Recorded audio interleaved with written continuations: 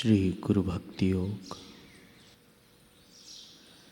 उत्तम अधिकारी जिज्ञासु को चाहिए कि वह ब्रह्मवेता सद्गुरु के पास जाकर श्रद्धापूर्वक महावाक्य सुने, उसका मनन व निधिध्यासन करके अपने आत्मस्वरूप को जाने। जब आत्मस्वरूप का साक्षात्कार होता है तब ही परम विश्रांति मिल सकती है, अन्यथा नहीं। जब तक ब्रह्मवेता महापुरुष से महावाक्य प्राप्त ना हो तब तक वह मंद अधिकारी है। वह अपने हृदय कमल में परमात्मा का ध्यान करे, स्मरण करे, जप करे। इस ध्यान जप आदि का प्रसाद से उसे ब्रह्मवेता सद्गुरु प्राप्त होंगे। जब जब साधक सच्चे हृदय से, श्रद्धा भाव से, एकाग्रता पूर्वक सद्गुरुदेव का ध्यान करता है, प्रेम से स्मरण करता है, तब दिव्य अंतर्चक्षु वाले सद्गुरुदेव को तत्काल संवेदन होता है कि साधक की ओर से प्रार्थना एवं उन्नत विचारधारा का प्रभाव बह रहा है और हृदय को स्पर्श कर रहा है।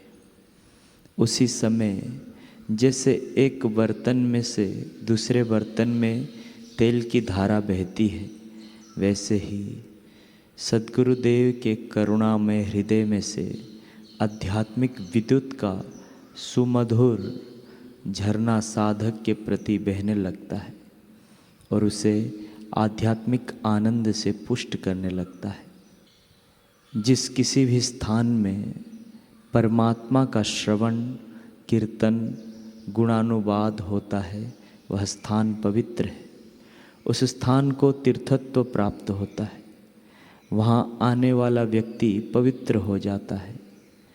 भगवत गुणानुवाद से जब स्थान की इतनी महत्ता हो जाती है तो भगवत गुणानुवाद और कीर्तन कराने वाला कितना पवित्र होगा, और जिसमें भगवत तत्व प्रकट हुआ हो वह कितना पवित्र होगा, कैसा मंगलकारी होगा। अतएव जिनसे हमें आध्यात्मिक शिक्षा मिलती है, आत्मोन्नति होती है, आत्म शांति मिलती है, उनके पास अति नम्रता और भक्ति के साथ जाना चाहिए। संसार में ऐसे उत्कृष्ट पुरुषों की संख्या अति अल्प है और है भी किन्हीं पवित्र जगहों पर, सर्वत्र नहीं। तथापि संसार ऐसे महापुरुषों से सर्वथा शून्य नहीं है।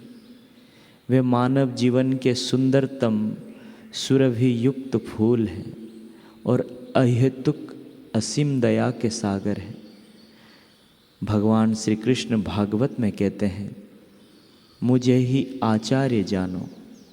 ऐसे सत्वत्व का बोध कराने वाले, अहत्य की कृपा बरसाने वाले आचार्यों के रूप में, गुरुओं के रूप में भगवान स्वयं ही अवनी पर अवतरित होते हैं। यह संसार ज्यों ही ऐसे करुणा सिंधु सद्गुरुओं से बिल्कुल रहित हो जाता है, त्यों ही यह एक भयंकर नरक कुंड बन जाता है और विनाश की ओर द्रुत गति से अग्रसर होता है। साधारण गुरुओं से श्रेष्ठ एक और श्रेणी के गुरु होते हैं। वे हैं इस पृथ्वी पर ईश्वर का, ब्रह्म का साकार अवतार। वे केवल स्पर्श से, प्रसाद के आदान प्रदान से, कथन से, दृष्टिपात से, यहाँ तक कि संकल्प मात्र से घोर नास्तिक को भी आध्यात्मिकता प्रदान कर सकते हैं। उनकी केवल इच्छा मात्र से पतित व्यक्ति भी तुरंत साधु हो जाता है। वे गुरुओं के भी गुरु हैं। वे मनुष्य की देह में विराजित मनुष्य के माध्यम से ईश्वर की सर्वोच्च अभिव्यक्ति है।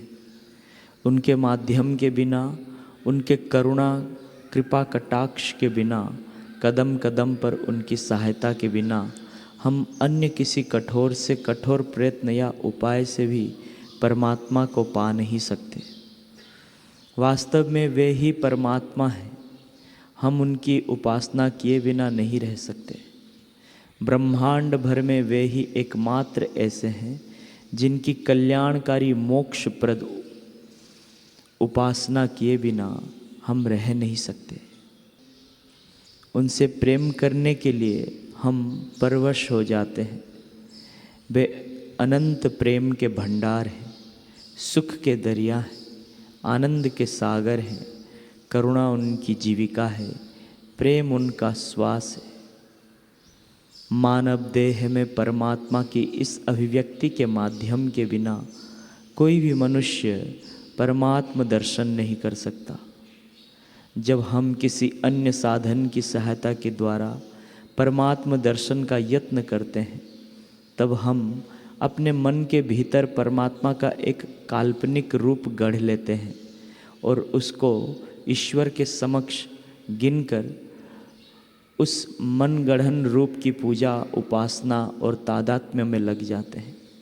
इस भयानक अनर्थपूर्ण खतरे से बचने के लिए ईश्वर की उपासना मनुष्य के रूप में की जा सकती है और मानवता में व्यक्त ईश्वरत्व को सद्गुरु के रूप में ही सफलता से भजा जा सकता है।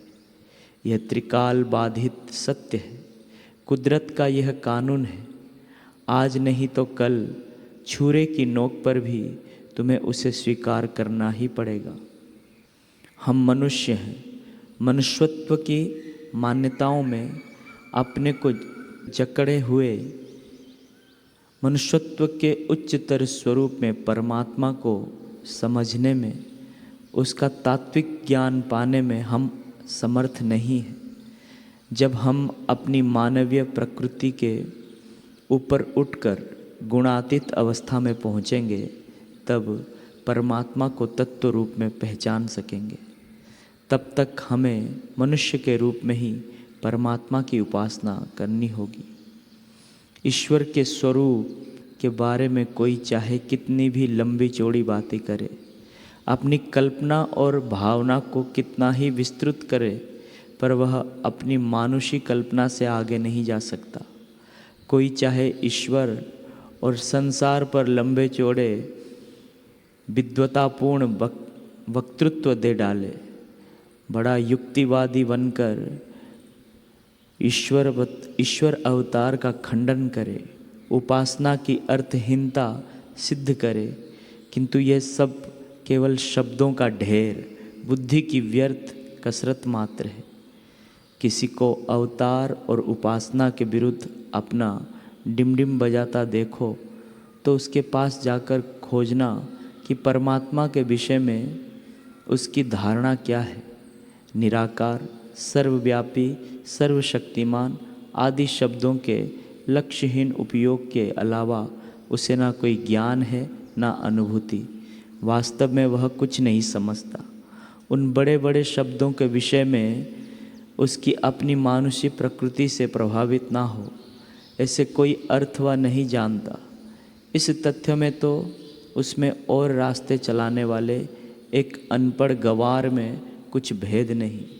अगर कुछ भेद है तो केवल यही कि वह गवार कम से कम शांत तो रह सकता है, संसार की शांति को भंग तो नहीं करता।